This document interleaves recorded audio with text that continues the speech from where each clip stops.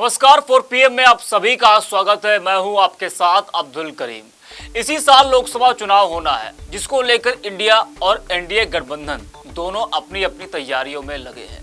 जहां एक तरफ एनडीए गठबंधन नरेंद्र मोदी को तीसरी बार प्रधानमंत्री बनाने का दावा कर रहा है, तो वहीं दूसरी तरफ विपक्षी गठबंधन भी तमाम दलों को जोड़कर नरेंद्र मोदी का विजय रथ रोकने के लिए रणनीति बना रहा है, हर हथकंडे अपना रहा है, जिसको लेकर विपक्षी गठबंधन की कई बार बैठक भी हो चुकी है, जिसमें लोकसभा चुनाव में किस तरह से नरेंद्र मोदी को हैट्रिक मारने से रोका जाए और किस दल को जोड़ा जाए जो अभी तक नहीं जुड़े हैं। तमाम मुद्दों पर चर्चा बैठक में होती रहती है, लेकिन अभी तक इंडिया गठबंधन में सीट शेयरिंग को लेकर चर्चा नहीं हो पा रही, बातचीत नहीं हो पा रही है। मामला अगर फंसा है तो वो है सीट शेयरिंग को लेकर ही। जी हाँ, वही अब खबर सामने ये आई है कि विपक्षी गठबंधन सीट शेयरिंग को लेकर चर्चा कर सकता है, जिसमें कांग्रेस समाजवादी पार्टी से जल्द सीट बंटवारे को लेकर चर्चा कर सकती है। आपको बता दें कि लोकसभा चुनाव को लेकर इंडिया गठबंधन में सीट बंटवारे को लेकर बातचीत से पहले कांग्रेस ने तैयारियां तेज कर ली है। सीटों के बंटवारे को लेकर कांग्रेस नेशनल अलायंस कमेटी की एक बैठक हुई, जिसमें राज्यवार सीटों को लेकर चर्चा की गई और इनमें 10 राज्यों में कांग्रेस ने अपने दम पर चुनाव लड़ने की बात कही। यानी कि जो 10 राज्य है वहां पर कांग्रेस ने अपने दम पर चुनाव लड़ने की बात कही है। तो वहीं यूपी को लेकर भी सीटों पर चर्चा हुई। जो पेच अगर फंसा है तो वो है उत्तर प्रदेश। उत्तर प्रदेश में 80 लोकसभा सीटें हैं, सबसे अधिक सीटें उत्तर प्रदेश में है और जिसको लेकर बातचीत का दौर जारी है इंडिया गठबंधन में कि उत्तर प्रदेश में किस दल को कितनी सीट दी जाए। आपको बता दें कि 14 जनवरी से राहुल गांधी की न्याय यात्रा शुरू हो रही है और कांग्रेस चाहती है कि जनवरी के पहले हफ्ते में ही, यानी कि इसी हफ्ते में ही सहयोगी दलों से बातचीत के लिए पार्टी अपने प्रतिनिधियों को नियुक्त करेगी। यूपी में भी कांग्रेस के पास एक रायबरेली लोकसभा सीट है, जहां से सोनिया गांधी सांसद हैं और वही खबरों के मुताबिक कांग्रेस यूपी की 10 सीटों पर चुनाव लड़ने की दावेदारी कर सकती है। यानी कि उत्तर प्रदेश में कांग्रेस 10 सीटों पर चुनाव लड़ने की दावेदारी ठोक सकता है। वही यूपी में सीट बंटवारे को लेकर जल्द ही कांग्रेस के प्रतिनिधि नियुक्त किए जाएंगे, जो सपा प्रतिनिधियों से सीट के बंटवारे को लेकर बातचीत करेंगे।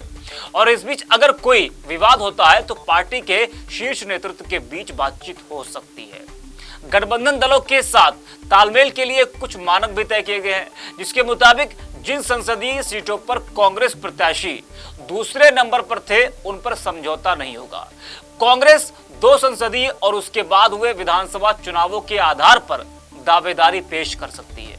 यानी कि जो कांग्रेस है वो 2 संसदीय और उसके बाद हुए विधानसभा चुनाव के आधार पर अपनी दावेदारी पेश कर सकती है। आपको बता दें कि पिछले 4 लोकसभा चुनाव के नतीजों पर गौर किया जाए, अगर पिछले 4 लोकसभा चुनावों की बात की जाए तो कांग्रेस ने साल 2009 में सबसे बेहतर प्रदर्शन किया था, जब पार्टी ने 21 सीटों पर जीत दर्ज की थी। और इसके बाद 2014 लोकसभा चुनाव में कांग्रेस को जबरदस्त झटका लगा और कांग्रेस सिर्फ अपनी 2 परंपरागत अमेठी और रायबरेली सीट पर ही जीत दर्ज कर सकी और 2019 के चुनाव में कांग्रेस की सिर्फ एक ही सीट रह गई। इन चुनावों में अमेठी और कानपुर में कांग्रेस दूसरे नंबर पर रही थी, जबकि रामपुर, बरेली, शाहजहांपुर, उन्नाव जैसी सीटों पर पार्टी तीसरे स्थान पर थी। आपको बता दें कि सूबे में विपक्षी गठबंधन को लीड करने का जो जिम्मा है वो है समाजवादी पार्टी के अध्यक्ष अखिलेश यादव के कंधों पर, क्योंकि उत्तर प्रदेश में सपा मुख्य विपक्षी दलों में से है। कांग्रेस 3.5 दशक से यूपी की सत्ता से बाहर है और उसका पूरा दारोमदार सपा और आरएलडी पर है। इस तरह सीट शेयरिंग का जो फार्मूला है उस फार्मूले में कांग्रेस छोटे भाई की भूमिका में रहेगी और सपा ना ही कांग्रेस के मुताबिक सीटें देने के मूड में है और ना ही आरएलडी की डिमांड के लिहाज से, यानी कि समाजवादी पार्टी किसी की डिमांड से उसको उत्तर प्रदेश में सीट नहीं दे सकती है। सपा प्रमुख अखिलेश यादव ने कुछ दिनों पहले कहा था कि लोकसभा चुनाव के लिए सीट बंटवारे में कांग्रेस का पूरा सम्मान किया जाएगा।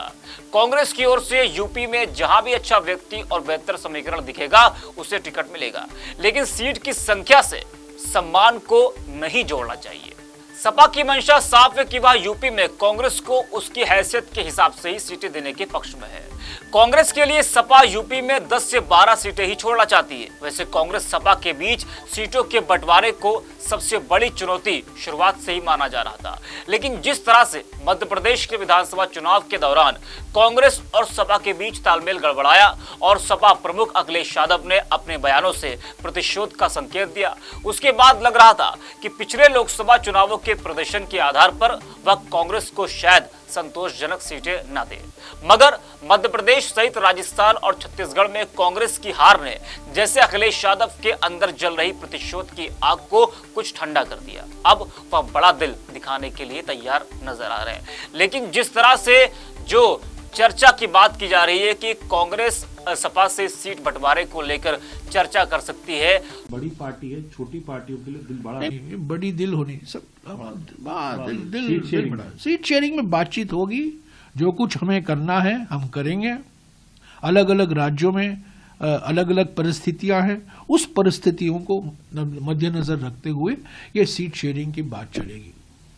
आखिरी पड़ाव में खुले मन और बंद मुंह से ही हम सीट शेयरिंग की बात आगे चलेगी। खुले मन और बंद मुंह। तो अब देखना यह होगा कि कांग्रेस समाजवादी पार्टी से उत्तर प्रदेश में कितनी सीटों की डिमांड करती है। अगर अधिक सीट की डिमांड कांग्रेस ने सपा से की तो क्या समाजवादी पार्टी उसको मानेगी? क्योंकि अभी तक यही कहा जा रहा था कि उत्तर प्रदेश में समाजवादी पार्टी और आरएलडी ये दोनों जो दल है वो कांग्रेस को 10 से 15 के बीच में सीटें दे सकते हैं। लेकिन बीच में यह भी खबर आई कि कांग्रेस अधिक सीट की भी डिमांड कर सकती है। तो जो अब चर्चा होने जा रही है सपा और कांग्रेस के बीच में सीटों को लेकर, अब देखने वाली बात यह है कि कांग्रेस कितनी सीटें मांग सकती है और अगर उन सीटों की डिमांड कांग्रेस करती है, जितनी भी सीट वो चाह रही, क्या उन सीटों पर समाजवादी पार्टी, आरएलडी और इंडिया गठबंधन मुहर लगाएगा? क्योंकि अभी तक जो खबर सामने आई है वो यही खबर है कि 10 से 12 सीट पर कांग्रेस उत्तर प्रदेश में चुनाव लड़ सकती है। लेकिन अब चर्चा के बाद ही तस्वीरें साफ हो पाएंगी कि कांग्रेस उत्तर प्रदेश में कितने सीटों पर चुनाव लड़ेगी और इंडिया गठबंधन समाजवादी पार्टी कांग्रेस को उत्तर प्रदेश में कितनी सीटें दे सकता है। ऐसी तमाम वीडियोस को देखने के लिए आप बने रहिए 4PM के साथ।